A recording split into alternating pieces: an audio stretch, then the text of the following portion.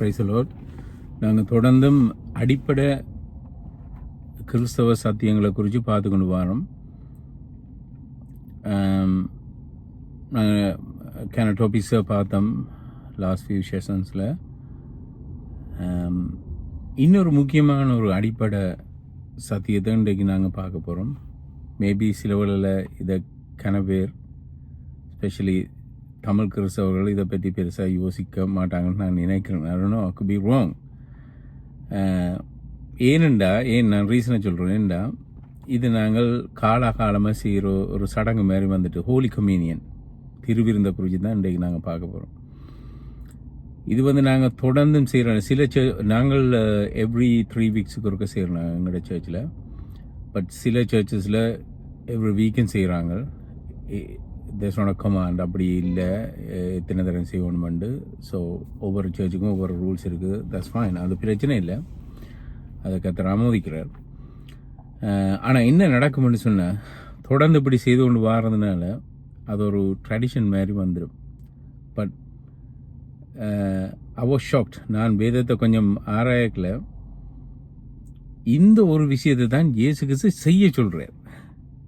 Amazing. ஞானஸ்நானம் important, மறந்துரும்ப சொல்லி அவர் preach பண்ணுறார். பட் இவர் ஒரு விஷயத்தை செய்துட்டு இதை ரெகுலராக செய்யுங்கன்னு சொல்லி ஒரு கட்டளையை அவர் கொடுக்குறார். நீங்கள் இதை நினைவு கூறுங்க, நம்ம வேறு மாதிரி நினைவு கூறுங்கன்னு சொல்கிறார். அப்போ சரியான இம்பார்ட்டன்ட். அஃப்கோர்ஸ் நான் சொல்கிறத நான் சொல்கிற விளங்க நினைக்கிறேன். நாங்கள் மனம் திரும்ப தான் வேணும், ஞானஸ்நானம் எடுக்கத்தான் வேணும். பட் இயேசு கிறிஸ்து தான் செய்துட்டு இதை நீங்கள் நம் வரமரமும் செய்யுங்கள் என்று சொல்லி ஒரு முறையை ஏற்படுத்தினது இந்த திருவிருந்து. ஏன் அவர் அதை செய்தான்னு சொன்னால் ஞாபகப்படுத்துறதுக்கு. இது எல்லாருக்கும் செய்ய சொல்லி ஆண்டவர் சொல்கிறார். இப்போ மனம் திரும்பல் தனிப்பட்ட டிசிஷன். பேப்டிசம் எடுக்கணும் தனிப்பட்ட டிசிஷன், தனித்தனி அவரோட விருப்பம். ஆண்டவரும் ஃபோர்ஸ் பண்ண மாட்டார். எங்களோட சபையில் நாங்கள் ஒரு ஃபோர்ஸ் பண்ணுறதில்லை. ஸோ ஞானஸ்நானம் எடுக்க விரும்பினவர்கள் எடுக்கலாம். பட் இந்த திருவிருந்து நாங்கள் எல்லாருமே ஒரே டைமில் பங்கு பெற்ற ஒரு சம்பவம். It's like worship. சபையில் நாங்கள் பாட்டு பாடி ஆராதிக்கிறது. It's not a individual. Yes, it is individual. But then when you come together as a believers, one body, then we are united and you're doing this together.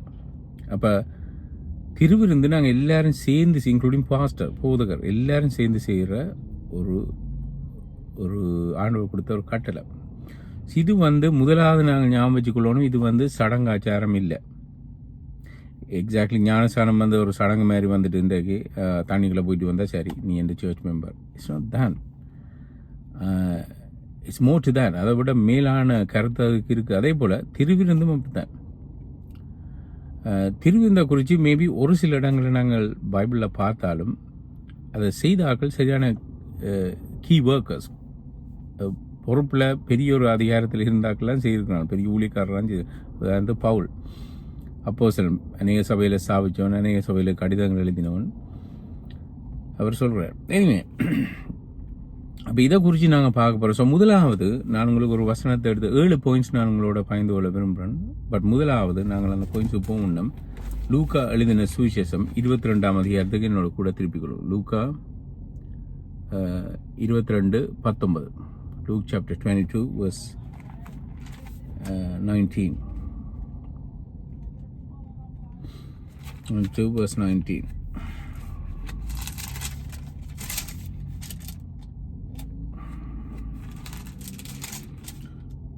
லூக்கா எழுதின சுவிசேஷம் 22ஆம் அதிகாரம் 19வது வசனம். பின்பு அவர் அப்பத்தை எடுத்து நன்றி செலுத்தி அதை பிட்டு அதை அவர்களுக்கு கொடுத்து, உங்களுக்காக கொடுக்கப்படுகிற என்னுடைய உடல், என்னை நினைவு கூறும்படி இதை செய்யுங்கள் என்றார். அவ்விதமாகவே இரவு உணவை முடித்த பின்பு அவர் அந்த பாத்திரத்தை எடுத்து, தொடர்ந்து நாம் வாசிக்கிற 20ஆம் வசனம், அவர்களுக்கு சொன்னதாவது, இந்த பாத்திரம் உங்களுக்காக ஊற்றப்படுகிற என்னுடைய இரத்தத்தினாலாகிய புதிய உடன்படிக்கை. ஆனாலும் என்னை காட்டிக் கொடுப்பவன் போகிறவனின் கையோ சாப்பாட்டு பந்தியில் என்னுடனே இருக்கிறது. அப்போ இயேசு கிறிஸ்து இதை செய்து காண்பித்து இதை செய்யுங்கள் என்று இயேசு கிறிஸ்து சொல்கிறார். ஒரு சாம்பிள், ஒரு எக்ஸாம்பிளை எடுத்து காட்டுறார். இப்போ இயேசு கிறிஸ்து இதை செய்யாட்டி சில வேளையில் நாங்கள் சொல்லலாம் இது ஒரு முக்கியமில்லாத விஷயம். ஞானஸ்தானம் கூட இயேசு கிறிஸ்து தான் எடுக்கணும் ஞானஸ்தானம் எடுக்கணும் அவசியம் இல்லாதவர் ஞானஸ்தானம் எடுத்தார். அப்போ இயேசு கிறிஸ்து இந்த ராப்போச்சனத்தில் செய்த விஷயம் நினைவு கூறும்படி இதை செய்யுங்கள். 19 லாஸ்ட் போர்ஷன் 19ஆம் வசனம் கடைசி பகுதி, என்னை நினைவு கூறும்படி இதை செய்யுங்கள். ஸோ ஆக்சுவலி இந்த விஷயத்த இயேசு கிறிஸ்துவனுடைய நினைவு அவரை ஞாபகப்படுத்துறதுக்கு நாங்கள் எல்லாரும் சேர்ந்து ஞாபகப்படுத்துறதுக்கு கொடுக்கப்பட்ட ஒரே ஒரு விஷயம் இந்த கம்யூனியன். அப்போ நீங்கள் கேட்கலாம், வேர்ஷிப்பும் நாங்கள் ஞாபகப்படுத்துறது ஐயா, பட் தென் நான் அதுக்கு தான் பாயிண்ட்ஸை கொடுக்க போகிறேன், இவ்வளோ இம்பார்ட்டன் இதாண்டு ஏன் நாங்கள் அதை செய்யணுமன்றதுக்காண்டி. ஸோ முதலாவது எங்களுக்கு தெரிஞ்சுட்டு இது பைபிள் ஸ்டடியாக இருக்கிற அப்படிங்கிறனால நான் சொல்ல வேண்டியது அவசியம். முதலாவது எங்களுக்கு தெரியுது இது it's not a simple thing. This is not a simple matter. This is not a man made thing. This is not a church made thing. ஒரு சபை, ஒரு காங்கிரிகேஷன், ஒரு மெத்தடிஸோ பேப்டிஸோ அல்லது இவன் நாங்களோ உண்டாக்கின ஒரு சம்பவம் இல்லை. Lord God Almighty, Jesus Christ, He Himself started this. அவர் இதை ஸ்டார்ட் பண்ண. ஸோ அதால் இது மிக முக்கியம். ரைட், முதலாவது நாங்கள் பார்க்க போகிறோம் ஏன் நாங்கள் கம்யூனியன் எடுக்கணும். It's a remembrance of Christ sacrifice. இயேசு கிறிஸ்துடைய தியாகத்தை ஞாபகப்படுத்துறது. இன்னும் புதிய பாடல நீங்கள் வாசிச்சு பார்த்தீங்கன்னு சொன்னால் அடிக்கடி இயேசு கிறிஸ்து மரணத்தை நினைவு கூறுங்கள். அதாவது நீங்கள் மரணத்தை சிலுவையை சுமந்து கொண்டு வாங்கன்னா அந்த மீனிங் மரணத்தை நினைவு கூறுங்கள். ஸோ இந்த டெத்தை, இயேசு கிறிஸ்துடைய டெத்தை ஞாபகப்படுத்துறது ஒவ்வொரு நாளும் நாங்கள் மரிக்கணும். மீனிங் அந்த மீனிங் என்ன சொன்னால், இயேசு கிறிஸ்து சாக சொன்னதுங்களை ஃபிசிக்கல் டெத் இல்லை. ஆஃப்கோர்ஸ் அப்படி இயேசு கிறிஸ்து ஒரு காலம் சொல்ல மாட்டார். அவர் மரிக்க சொன்னது எங்களுடைய கெட்ட சுபாவங்களுக்கு. So Jesus died on the cross in order to tell us to die for our bad behaviors. ஒவ்வொரு நாளும் எங்களோட பேட் பிஹேவியர் செத்துக்கொண்டே போனோம். அந்த மீனிங் பழைய மனுஷன், தேவனுக்கு விரோதமாக செயல்பட்ட மனுஷனுடைய அந்த சுபாவங்கள் ஸ்டில் எங்களுக்குள்ள இருக்குது. ஸோ அதுக்கு அடையாளமாக நாங்கள் இந்த சபையில் உண்டாக்கூடி வரைகளை ஞாபகப்படுத்துகிறோம். அவர்கிட்ட சாக்ரிஃபைஸ், அவர் செய்த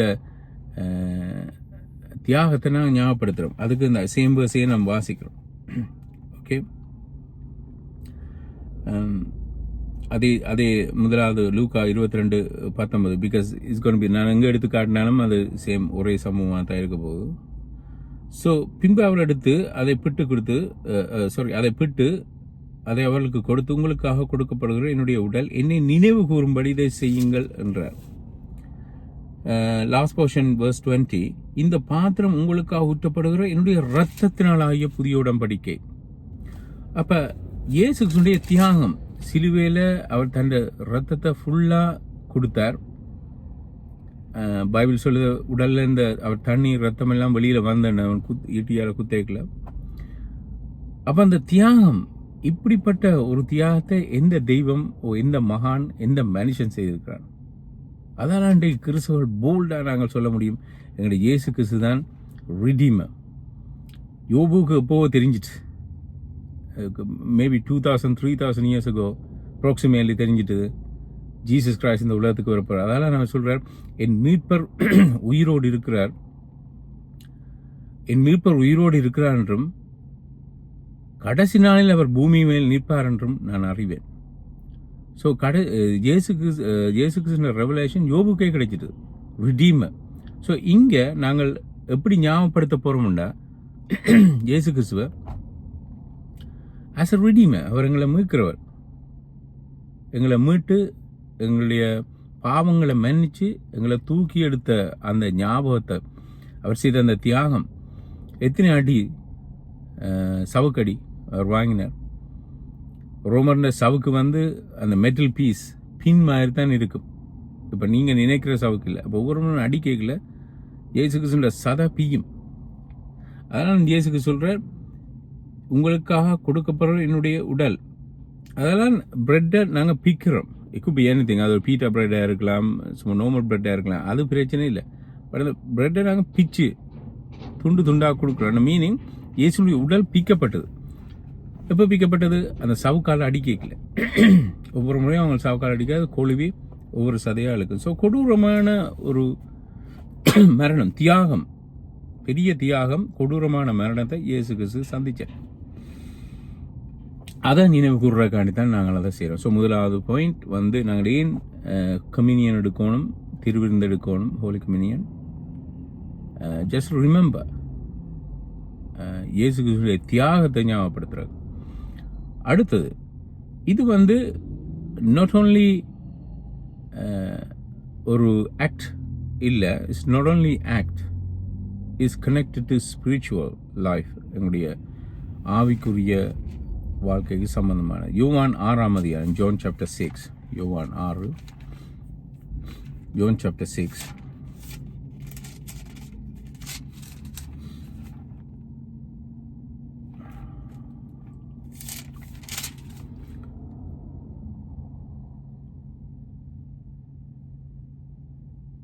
யோவான் 6:53, John chapter 6 verse 56. 53, sorry, 53 to 56. வடிவா கவனிங்க. இதை இயேசு கிறிஸ்து இதை சொல்றார் ஜனங்களுக்கு. இயேசு அவர்களிடம், நான் உங்களுக்கு உண்மையை சொல்கிறேன், நீங்கள் மனுமகனின் மாംசத்தை சாப்பிட்டு அவருடைய இரத்தத்தை குடிக்காவிட்டால் உங்களுக்குள்ளே வாழ்வு இருக்க மாட்டாது.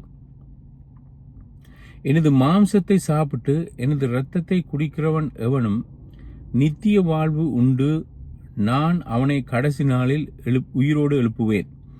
ஏனெனில் எனது மாம்சமே உண்மையான உணவு, எனது இரத்தமே உண்மையான பானம். எனது மாம்சத்தை சாப்பிட்டு எனது இரத்தத்தை குடிக்கிறவன் எவனோ அவன் என்னில் தங்கி வாழ்கிறான், நானும் அவனில் வாழ்கிறேன். ஸோ என்னத்தை பற்றி இயேசு கிறிஸ்து இப்போ சொல்றார்? நோட்டீஸ், இதை சொன்ன பிறகுதான் அநேக சீடர்கள் வந்து விலகி போறாங்க. பிகாஸ் பைபிள் ஆராய்ச்சியாளர்கள் விசுவாசிக்கிறாங்க இயேசு கிறிஸ்து வந்து ஒரு கேனிபல்னு சொன்னால் தமிழில் மனுஷனை தின்றது கேனிபலிசம் இருந்தது அந்த காலத்தில். இயேசு இந்த வாழ்ந்த காலத்தில் மாத்திரமில்லை, அதுக்கு முதலும் இருந்து. அப்போ அவங்க யோசிச்சால் இவர் வந்து ஒரு புதுதான ஒரு டீச்சிங்கை கொண்டார, கேனிபலிசம், அதாவது ஆக்களை சாப்பிட்ற. ஆல்சோ அவருடைய டீச்சிங் சரியான ஹார்டாக இருந்தபடினால verse 66, 66ஆம் வசனம், அப்போதிலிருந்து அந்த ப்ரீச்சிங்கை கேட்டாப்புறம் சொன்னால் அப்போதிலிருந்து அவருடைய சீடர்கள் பலர் அவரை விட்டு திரும்பி போய்விட்டார்கள், தொடர்ந்தும் அவர்கள் அவரை பின்பற்றவில்லை. அப்போ அவங்க இயேசு கிறிஸ்துடைய சத்தியத்தை அவங்க கேட்டு பாருங்க, 60ஆம் வசனத்தை சொல்லுவாங்க, இது ஒரு கடுமையான படிப்பினை.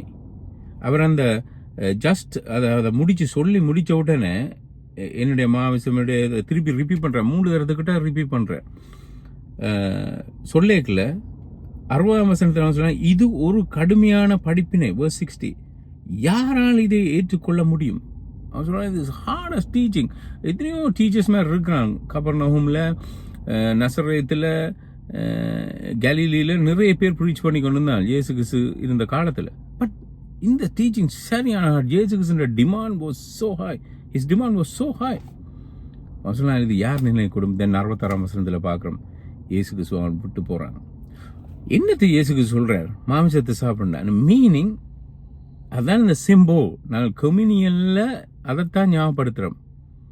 அவருடைய மாமிசத்தை நாங்கள் உண்ணோம்னா மீனிங் அவருடைய ஃபர்கிவ்னஸ், அவர் எங்களுக்காக செய்த தியாகத்தை அதில் நாங்கள் பங்கு பெற்றோம், அது நாங்கள் பார்ட்டிசிபேட் பண்ணணும். அதாவது இயேசு கிறிஸ்துவை ஏற்றுக்கொள்ளணும், அக்செப்ட் பண்ணணும். என்னுடைய மாமிசத்தை சாப்பிட்டு என்னுடைய ரத்தத்தை பானம் பண்ணுங்கன்னா அது மீனிங் என்ன ஏற்றுக்கொள்ளுங்க, அக்செப்ட் மீ. நான் தான் பெர்ஃபெக்ட் உணவுன்னு அவர் சொல்கிறேன். நான் தான் பெர்ஃபெக்டான சாப்பாடு. ஐ ஆம் த பெர்ஃபெக்ட் ஃபுட், ஐ ஆம் த பெர்ஃபெக்ட் ட்ரிங்க். சமாரியா ஸ்திரிக்கு அவர் சொல்கிறார் 4ஆம் அதிகாரத்தில், நான் கொடுக்குற தண்ணீரை நீங்கள் குடிச்சியோன்னு சொன்னால் நான் கடைசி வரைக்கும் தேர்ஸ்ட் வராது. மீனிங் வந்து just accept me as a மசாயா.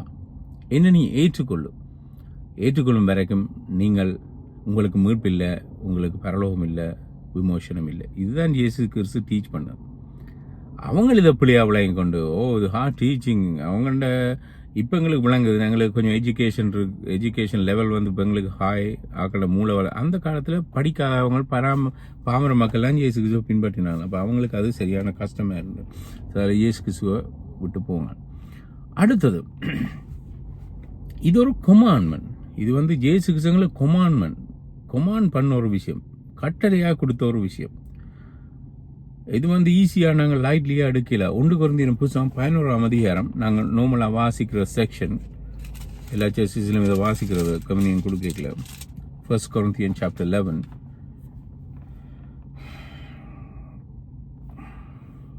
verse 17 17வது வசனத்தை கவனிங்க.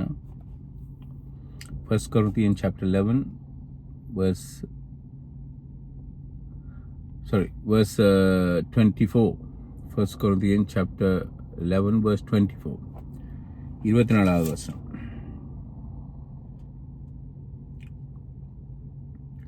நன்றி செலுத்திய பின்பு அவர் அதை பிட்டு, இது உங்களுக்காக கொடுக்கப்படுகிற என்னுடைய உடல், என்னை நினைவில் வைத்துக் கொள்ளும்படி இதை செய்யுங்கள் என்றார். அவ்வாறே அவர் அப்பத்தை சாப்பிட்ட பின் அவர் பாத்திரத்தை எடுத்து, இந்த பாத்திரம் என்னுடைய இரத்தத்தினால் செய்யப்படுகிற புதிய உடன்படிக்கை, இதை நினைவு கூறும்படி இதெல்லாம் நினைவு கூறும் போவதெல்லாம் இதை குடிக்கும் போவதெல்லாம் நீங்கள் என்னை நினைவு கூறும்படி இதை செய்யுங்கள். ஓகே, ஏனெனில் நீங்கள் அப்பத்தை சாப்பிட்டு இதை பாத்திரத்தை குடிக்கும் பொழுதெல்லாம் கர்த்தர் திரும்ப வருமளவும் அவருடைய மரணத்தை பிரசித்தம் பண்ணுகிறீர்கள் என்றார். ஸோ எக்ஸ்ட்ரா அமௌண்ட் ஆட் பண்ணிருக்கு ஹிஸ் டெத். அப்போ இது வந்து கிரைஸ்ட் கொமாண்ட், அவர்களுக்கு கொமாண்ட் பண்ணின ஒரு விஷயம். இப்போ என்ன டிஃப்ரெண்ட்? கொமாண்ட்மெண்ட்டுக்கும் நார்மலாக அவரால் அட்வைஸ் பண்ணுறதுக்கும் வித்தியாசம். பவுல் அநேக இடங்களில் சொல்கிறார், இது என்னுடைய கருத்து, என் ஒப்பீனியன். ஒருத்தன் கல்யாணம் கட்டுறவன் நான் எந்த அட்வைஸ் வந்து கல்யாணம் கட்டாமல் இருக்கிறது பெட்டர். ஒரு இடத்துல அவர் சொல்கிறார் 1 கொரிந்தியர் 7ஆம் அதிகாரத்தில். பட் அவன் கல்யாணம் கட்ட விரும்பினா கல்யாணம் கட்டணும். இது என் ஒப்பீனியன். பவுல் சொல்கிறார், இது என் கருத்து, இது கட்டளையாக சொல்லவில்லை, ஆலோசனையாக சொல்கிறேன். But when you see a commandment, இயேசு கிறிஸ்து கொமாண்ட் பண்ணுற, இதை செய்யுங்கள் என்று சொல்லல, ஜஸ்ட் லைக் பொய் சொல்லாதங்க களவெடுக்காங்கன்னு சொல்கிற மாதிரி கம்யூனியனை நீங்கள் செய்யுங்கோ என்று கட்டெடுக்கிறார். ஸோ சரியான இம்பார்ட்டன்ட். சில சர்ச்சஸில் கால்களை கூட கழுவுறாங்க. அதான் நான் ஆரம்பத்தில் சொன்ன மாதிரி ஒவ்வொரு சர்ச்சில் ஒரு rules. But the main thing is you have to remember Jesus Christ is coming. வருமளவும் என்று இருக்குது, கர்த்தர் திரும்ப வருமளவும். லாஸ்ட் போர்ஷன் 26ஆம் வசனம். தென் ஹிஸ் டெத், அவருடைய மரணத்தை நினைவு கூறுவோம். அதுதான் முக்கியம். அடுத்தது இது வந்து ஒரு யூனிட்டி. இது வந்து எங்களை எக்ஸாக்ட்லி நான் வர்ஷிப் பண்ணக்கல, நாங்கள் பாட்டு பாடக்கல, எல்லாரும் சேர்ந்து பாடுறோம், ஒரே வேர்ட்ஸை பாடுறோம், ஒரே ராகத்தில் பாடுறோம். It shows our unity, church unity. At least அதுலேயாவது. நானும் இட்ஸ் டிஃபிகல்ட். எல்லாரும் இன்றைக்கு சபையில் பிரச்சனை நிறைய. ஏன்னா people's opinions are different and different characters. நாங்களெல்லாம் யூனிக்காக க்ரியேட் பண்ணப்பட்டாக்கள், எங்களுக்குள்ள கிளாஷஸ் வருது. பட் தென் அட்லீஸ்ட் இந்த வர்ஷிப் டைமில் நாங்கள் உண்டாகிறோம். அதே மாதிரி it's same thing, we bring unity in this thing. 1 கொரிந்தியர் புத்தகம் அதே அதிகாரம் 10ஆம் அதே புத்தகம் 10ஆம் அதிகாரம் verse 10, chapter 10.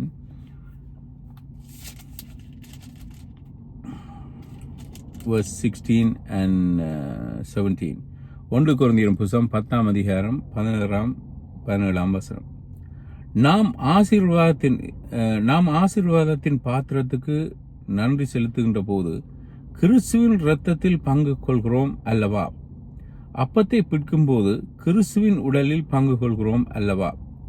Obviously, he is talking about Holy Communion. ஏனெனில் ஒரே அப்பம் இருப்பதனால் நாம் பலராயிருந்தாலும் ஒரு உடலாயிருக்கிறோம். நாம் எல்லோரும் ஒரே அப்பத்தில் பங்கு கொள்கிறோம். இப்போ நாங்கள் பிச்சு கொடுக்குறோம். பட் அந்த காலத்தில் ஒரு பெரிய பிரெட் செய்து போட்டு எல்லாருமே அதில் பிச்சு எல்லாரும் தனித்தனியாக எடுப்பாங்க. So it's like more effective. அப்போ பவுல் சொல்கிறார், ஒரு பிரெட் அது என்னத்தை சொல்லுதுண்டா, ஒரு பிரெட்டை நாங்கள் மெட்டாக்களை பிச்சு கொடுக்குறோம் மீனிங், கிறிஸ்து எங்களுக்காக ஒரு உடல் அவர் பிக்கப்பட்டார், நாங்கள் அப்படி பிக்கப்படக்கூடாது. நாங்கள் ஒரு உடலாக யுனைட்டடாக இருக்க வேணும். ஏனெனில் ஒரே அப்பம் இருப்பதனால் நாம் பலராக இருந்தாலும் ஒரு உடலாய் இருக்கிறோம். நாம் எல்லோரும் ஒரே அப்பத்தில் பங்கு கொள்கிறோம். ஸோ இயேசு கிறிஸ்து ஏன் சஃபர் பண்ணார்ன்னு சொன்னால், நாங்கள் பாவத்தினால நித்திய சஃபரிங், அதாவது இட்டர்னல் சஃபரிங்கில் நரகத்துக்கு போகாதபடி அவர் பாடுபட்டார். அதே மாதிரி தன்னோட உடலை அவர் பிக்க கொடுத்தார். நாங்கள் எல்லாரும் ஒவ்வொரு திக்கா சண்டை பிடிச்சு கொண்டு நாங்கள் பிரிஞ்சு போகக்கூடாது. நாங்கள் ஒரே பிரெட்டை வந்து எங்களுக்கு யூனிட்டி கூப்பிடுறார் பவுல், நாங்கள் எல்லாரும் உண்டா இருக்கணும். அதனால தான் அவர் பிக்கப்பட்டார். ஸோ அது சரியான important. So it's remembering. It's good to remember at least again எல்லா நேரம் ஞாபகம் வச்சுக்கணும். But at least when you come together in holy communion. But there are conditions. அதில் நாங்கள் எல்லா சர்ச்சஸில் அதை சொல்கிறோம், மனம் திரும்பினாக்கள் ஞானசாமி, முழுக்கு ஞானசாமி வேண்டாம். அது பேசிக் ரிக்குவயர்மெண்ட். அந்த ரிக்குவயர்மெண்ட் சந்திச்சாக்கள் தான், அதை எடுத்தாக்கள் தான், அதை நிறைவேற்றினாக்கள் தான் இந்த ஹோலி கம்யூனியனில் பங்கு பெறலாம். And it's not a simple thing. இது ஒரு சாதாரண விஷயம் இல்லை. அப்போ ஏண்டா நாங்கள் குழந்தைய புத்தகத்தில் வாசிக்கிறோம், கனவு பேர் இதை எடுத்து வேறத்தக்காரா மாதிரி இருக்கிறாங்க, கனவு செத்தும் இருக்கிறாங்க. ஓகே, அடுத்தது இது வந்து மன்னிப்புக்கு அடையாளமாக இருக்குது. இயேசு கிறிஸ்துவினுடைய மன்னிப்பை ஞாபகப்படுத்துறதுக்கு அடையாளம். முதல்ல நாங்கள் பார்த்த மாட்டேத்தியா. அடுத்தது மன்னிப்பு. மத்தேயு 26, Matthew chapter 26. Matthew chapter 26. மத்தேயு 26, 28. இதுவே புதிய உடன்படிக்கையின் எனது இரத்தம், அநேகருடைய பாவங்களுக்காக, பாவங்களின் மன்னிப்புக்காக இது சிந்தப்படுகிறது என்று சொன்னார். அப்ப நாங்கள் அடுத்தது அவருடைய கிருபை, அவருடைய மன்னிப்பை ஞாபகப்படுத்துறோம் கம்யூனியன்ல. நினைக்கிறேன் இந்த ஃபர்கிவ்னஸ் வந்து இயேசு கிறிஸ்துவினுடைய மன்னிப்பை ஞாபகப்படுத்துறது சரியான. நான் ஒவ்வொரு நாளும் அதை ஞாபகப்படுத்துறேன். அது எனக்கு ரசிக்கப்பட்ட காலத்திலேருந்தே ஹேபிட்டாக வந்துட்டு. பிகாஸ் சம்டைம் எனக்கு சில வேளையில் அந்த கில்ட், இந்த குற்ற உணர்வு வருது. அருணோ எல்லாருக்கும் அப்படியே தெரியும். ஐம் பீயிங் ஆனஸ்ட், நான் ஆனஸ்டாக இருக்கணும். நான் அவங்களுக்கு ப்ரீச் பண்ணுறேன், பைபிள் வாசிக்கிறேன். பட் சம்டைம் அது வரைக்கல. Then quickly I remember each time I remember my past or guilt, அந்த குற்ற உணர்வு வரைக்கல. Then I remember His grace and forgiveness. I think that's good way to get rid of your guilt. நீங்கள் வேறு என்ன செய்தாலும் அது போகாது. ஸோ இதான் இயேசு கிறிஸ்து, இது ஆட் அட்வைஸ், இயேசு கிறிஸ்து கொடுத்த அட்வைஸ். என்னுடைய மன்னிப்பை நீங்கள் நினைவு கூறக்கல, உங்களோட இதயத்தில் இருக்க குற்றங்கள் கொஞ்சம் கொஞ்சமாக you have to have something to replace something. அல்லது replace meaning you having something to replace what you have. அப்போ உங்கள்கிட்ட இருக்கிறத நீங்கள் ரீப்ளேஸ் பண்ணணும்னா you have to have something. அந்த தேவனுடைய மன்னிப்பையும் கிருபையும் உங்களுடைய இதயத்தில் வரைக்கல, உங்களுடைய இதயத்தில் இருக்க குற்ற உணர்வு போயிடும். ஸோ இந்த கம்யூனியன் வந்து சாதாரண விஷயம் இல்லை. இயேசு சொன்னார், இது மன்னிப்பு. இந்த ரத்தம் வந்து ஃபர்கிவ்னஸுக்கு அடையாளமாக இருக்குது. அப்போ பைபிளில் இயேசு கிறிஸ்துவினுடைய மன்னிப்பை நீங்கள் எடுத்துக்கிட்டீங்கன்னா கிறிஸ்தவமே கலாப்சாரமேண்டா வேறு ஒரு இடத்திலும், வேறொரு மதத்திலும், வேறொரு மார்க்கத்திலும் ஒரு மனுஷன் மன்னிக்கப்படுறதுக்கான வழி இல்லை. நான் சேலஞ்ச் பண்ணுறேன் பப்ளிக்கை. You show me any religion, எந்த மார்க்கத்தில் இருக்குது உங்களுடைய பாவத்துக்கான நிவாரணம்? ஒரு மார்க்கத்திலும் இல்லை. ஜீசஸ் தான் ஆன்சர், இயேசு கிறிஸ்து தான் ஆன்சர்.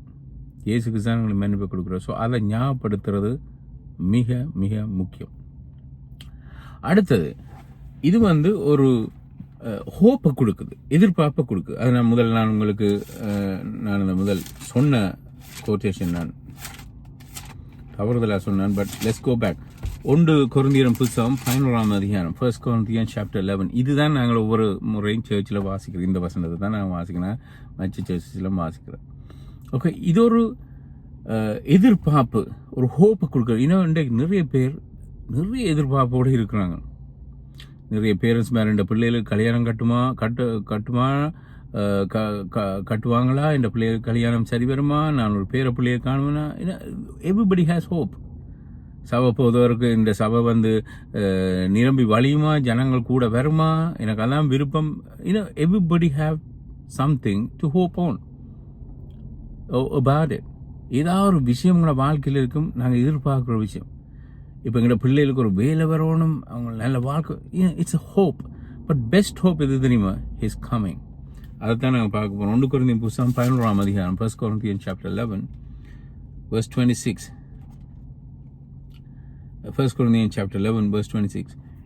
ஏனெனில் நீங்கள் இந்த அப்பத்தை சாப்பிட்டு இந்த பாத்திரத்தை குடிக்கும் பொழுதெல்லாம் கர்த்தர் திரும்ப வரமளவும். So there's a hope. So நாங்கள் என்ன செய்கிறோம்? கூடி வரைக்கும் கம்யூனியன் இவ்வளவு உங்களுக்கு ஞாபகம். நெக்ஸ்ட் நாங்கள் கம்யூனியன் எடுக்கல, இவ்வளவு நான் சொல்கிற விஷயங்கள் அவ்வளவு. பட் இது எனக்கு very very important. There is a hope for everybody. சகோதரனே சௌரியில் சில வேளை எங்களோட பிள்ளைகளுக்கு கல்யாணம் நடக்காமல் இருக்கலாம், நாங்கள் பேர பிள்ளைகளை காண முன்னமே நாங்கள் இந்த உலகத்தை விட்டு போகலாம். Something can go wrong in our body. Something can go wrong in our church, in our personal life. Doesn't matter. You have the greatest hope which no other religion, no other God, no other people, even your wife, husband, no one can give that hope. That is undeniable and undestroyable hope, which is coming, second coming of Jesus Christ. When he comes, people who believed in him, people who hope on that coming will be redeemed, and he will take those people with him. அந்த ஜனங்களை கத்த தன்னோட எடுத்துக்கொள்ள. What a beautiful thing. இதை ஞாபகப்படுத்துறதுக்காக தான் நாங்கள் கொண்டுக்கிறோம். So நான் அதை ஹைலைட் பண்ணி வச்சுக்கேன். கத்த திரும்ப வரமளவும் until God returns. ஸோ 2 விஷயத்தை நான் ஞாபகப்படுத்த போகிறோம். இதை நாங்கள் கம்யூனியன் எடுக்க 2 மெயின் திங். நிறைய விஷயங்கள் இருக்குது, but major important thing his coming and his death. அவர் எங்களுக்காக மரிச்சார், எங்களுக்காண்டி திருப்பி வர போறார். So that is a eternal hope, that is a perfect hope, that is indestructible hope. Just because இதை சொல்லைகளை மெட்டாக்கள் I don't believe in Jesus, அவங்க நம்பாதால இயேசு திரும்ப வராமல் இருக்க போகிறது இல்லை. நாங்கள் நம்பினாலும் நம்பாட்டியில் அவர் திருப்பி வர போகிறார். This is something you have no control over it and you can't stop it. No government, no dictator, the most powerful person can't stop. Read the Revelation வாசிங்க, தெரியும் இயேசு கிறிஸ்துவினுடைய வருகை எப்படி இருக்கும். அடுத்து again நாங்கள் கடைசியாக பார்க்க போகிற விஷயம் இட்ஸ் a new covenant. இது இயேசு கிறிஸ்து பவுலும் மென்ஷன் பண்ணுறார், இயேசு கிறிஸ்து மென்ஷன் பண்ணுறேன். நான் இதை வாசிச்சேன். எனிவே நாங்கள் அந்த பேஜில் இருக்கிறோம், நான் வாசி காட்டுறோம். இன்னொரு வசந்தம் காட்ட போகிறோம். நான் இதை வாசிச்சுட்டு நான் அந்த வசனத்தை காட்டுறோம். 1 கொரிந்தியர் புத்தகம் 11ஆம் அதிகாரம் பாருங்க, 25வது வசனம். அவ்வாறே அப்பத்தை சாப்பிட்ட பின் அவர் பாத்திரத்தை எடுத்து, இந்த பாத்திரம் என் இரத்தத்தினால் செய்யப்படுகிற புதிய உடன்படிக்கை, இதை நீங்கள் குடிக்கும் பொழுதெல்லாம் என்னை நினைவு கூறும்படி இதை செய்யுங்கள். What's that mean? என்ன புதிய உடன்படிக்கைண்டா என்ன செய்தார்? யார் இதை அறிமுகப்படுத்தின இந்த புதிய உடன்படிக்கை? இன்றைக்கு நிறைய பேர் இதை பற்றி ப்ரீச் பண்ணுறதில்ல. பட் எங்கள்ட நாங்கள் ப்ரீச் பண்ணிக்கல. நியூ கவர்னண்ட்டை நீங்கள் அடிக்கடி கேட்பீங்க. நான் கூடுதலாக எம்பசைஸ் பண்ணுறேன். நீ கோணம் ஏனெண்டா இதுதான் எல்லாத்தையும் மாற்றிச்சு. கண்ணுக்கு கண், பல்லுக்கு பல். ஏன் நாங்கள் இடிக்கக்கூடாது? ஒரு ஆள் எங்களுக்கு இடித்தா நாங்கள் ஏன் திருப்பி இடிக்கக்கூடாது? New covenant. வைஃப் எனக்கு ஒரே தொல்லை கொடுக்குறா, பிரச்சனை கொடுக்குறா, டிவோர்ஸ், கிவ் அவர் டிவோர்ஸ். ஏன் நான் கொடுக்கல? She's annoying me. You know, she's a very bad person. Why can't I divorce my wife? New covenant. ஒருதன் எங்களுக்கு கூடுதலான தீமை செய்தான். According to Old Testament, Old Covenant, you know, அந்த இங்கிலீஷில் சொல்ல மாதிரி பழிக்கு பழி வாங்கணும். அவங்க செய்தா you have to take a revenge. படையன் செய்யலாது. எது மாற்றினது? இயேசு கிறிஸ்துவுடைய புதிய உடன்படிக்கை. Who introduced Jesus Christ? What was it? New கவர்னன்ட் தான் எங்களோட வாழ்க்கையை, கிறிஸ்தவ வாழ்க்கையை மாற்றிருக்கு. இன்றைக்கு அந்த நியூ கவர்னன்றது இல்லாட்டி ஜூதர்களுக்கும் எங்களுக்கும் ஒரு வித்தியாசமும் இல்லை. அதாவது யூதர் பழைய ஓல்ட் கவர்னர் தான் பின்பற்றுறோம், ஆனால் இயேசு கிறிஸ்து ஏற்றுக்கொள்ளல. ஸோ நாங்கள் we can start rebelling against other people. அப்போ இயேசு கிறிஸ்து தான் முதல் முறையாக இந்த நியூ காவனன்ட்டை இன்ட்ரடியூஸ் பண்ணார், புதிய உடன்படிக்கை, which is very very important. Meaning இவ்வளகான நீங்கள் மிருகங்களை போட்டு வெட்டினீங்கள், கடைசி மிருகம் நான் தான். அதாவது மிருகம் என்று சொன்னால் ஆடு. ஐ ஆம் த லாஸ்ட் அனிமல். இயேசுக்கு ஏன் இதை சொல்கிறேன்னு சொன்னால், வெளிப்படுத்த விஷயத்தில் லேம், அந்த சிங்காசனத்தில் லேம், அதாவது ஆட்டுக்குட்டியை காண்றான். ஸோ கடைசி பலி நான் தான், அந்த லாஸ்ட் சாக்ரிஃபைஸ். இதுக்கு மிஞ்சி பலி இல்லை. இதுக்கு பிறகு வார உடன்படிக்கை புதிய உடன்படிக்கை. ஸோ அதால் தான் இயேசு சொன்னார் எவ்ரிதிங் சீஸ். அதெல்லாம் சிலுவையில் அவர் சொல்கிற எல்லாம் முடிஞ்சதுன்னு சொன்னால் பழைய கவர்னன், volt கவர்னன், volt way of living is finished, I am starting a new வே. அதெல்லாம் திரச்சியில் கிழிஞ்சுது. Look, you come to God directly. அவர் சொல்கிறார் எல்லாம் முடிந்ததுன்னு சொன்னால் I finish, I completed. Destroy பண்ணல, நான் எல்லா நீதியையும் எல்லாத்தையும் கமாண்ட் பண்ணி நான் ஃபாலோ பண்ணி என்னோட பழைய முறை வாழ்கிற முறை போகுது. இனி நீங்கள் பலி செலுத்த வேண்டிய அவசியம் இல்லை என்றால் நான் தான் கடைசியாக பலி கொடுக்கப்பட்ட ஆடு. ஹீப்ரூ சாப்டர் 9, எபிரேயர் 9:15. Hebrew chapter 9 verse 15.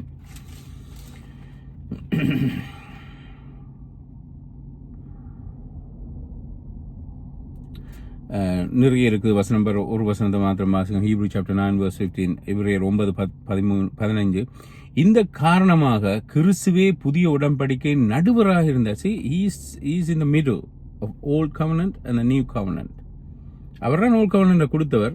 But he says, now from now on live like this.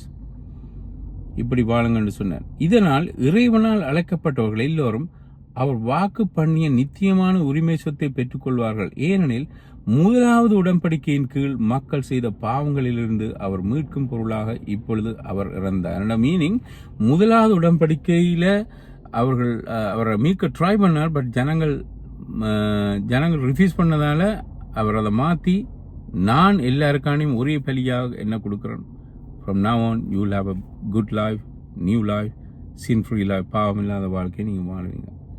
So இதுதான் இயேசு கிறிஸ்து சொல்கிற சத்தியம். உங்களுக்கு சும்மாச்சும் பார்த்தீங்களா, இயேசு கிறிஸ்து தண்ட மன்னிப்பை ஞாபகப்படுத்துகிறார். நான் மன்னிச்சதை ஞாபகப்படுத்துங்க, ஒவ்வொரு இதோ கூடி வரைக்கில் ஒவ்வொரு முறையும் என்னுடைய மரணத்தை நீங்கள் நினைவு கூறுங்க, என்னுடைய வருகையை நினைவு கூறுங்க. எல்லாவற்றுக்கும் மேலே கடைசியாக நாங்கள் பார்த்தோம் நியூ கவர்னன்ட், இட் சேஞ்சஸ் எவ்ரிதிங். ஒரு கிறிஸ்தவன் இந்த நியூ கவர்னன்ட்டுக்குள்ள வராட்டி அவன் கிறிஸ்தவன் இல்லை, அக்கார்டிங் டு த பைபிள். வேதத்தின் பிரகாரம் நீங்கள் நியூ கவர்னன்ட்டை அக்செப்ட் பண்ணாட்டி நீங்கள் உண்மையில கிறிஸ்டியன்ஸ் இல்லை. நீங்கள் எப்படி வாழுங்கன்னா யூதர்கள் மாதிரி பழைய பாட்டு கலந்து அதெல்லாம் பாருங்க.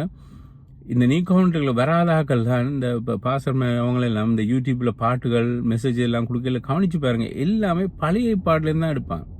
பிகாஸ் அதில் தான் ஆசீர்வாதம், பொருளாதார ஆசீர்வாதம், எல்லாம் சுகம், எங்களுக்கு காதுக்கு இனிமையாக நான் கேட்டு சந்தோஷப்படக்கூடிய மாதிரி பாசிட்டிவாக இருக்கிற மாதிரியான வசனங்கள் பழைய பாடலே இருக்குது. புதிய பாடை டச் பண்ண மாட்டாங்க, லெட்டர்ஸ் கடிதங்களை டச் பண்ண மாட்டாங்க. ஸோ இயேசு கிறிஸ்து சொன்னார், look you have to come to new கவர்னன்ட், அதை ஞாபகப்படுத்துங்கன்னு சொன்னார். ரெஸ்பிரே நாங்கள் ஜெயிப்போம். பிதாவை இந்த நேரத்துக்காக உங்களை துதிக்கிறோம். ஆண்டவரே, நாங்கள் எவ்வளோத்தையும் சொல்லலாம், எவ்வளோத்தையும் கேட்கலாம், ஆனால் மாற்றுகிறவர் நீர். ஆண்டவர், இதை கேட்ட ஒவ்வொருவரும் பிளஸ் பண்ணும், ஆசீர்வதியும். ஆண்டவர், இதை கேட்டவர்கள் கேட்டவனமாயிரா அப்படி தங்கள் வாழ்க்கையை மாற்றிக்கொள்ள முடிவுகளை எடுக்க நீர் உதவி செய்யும். சிறியவர்கள் பெரியவர்கள் ஒவ்வொருவரும் ஆசீர்வதியும். இயேசுவின் நாமத்தினால் புகழ்ந்து ஜெபிக்கிறேன் நல்ல பிதாவே. ஆமென். ஆமென். God bless you.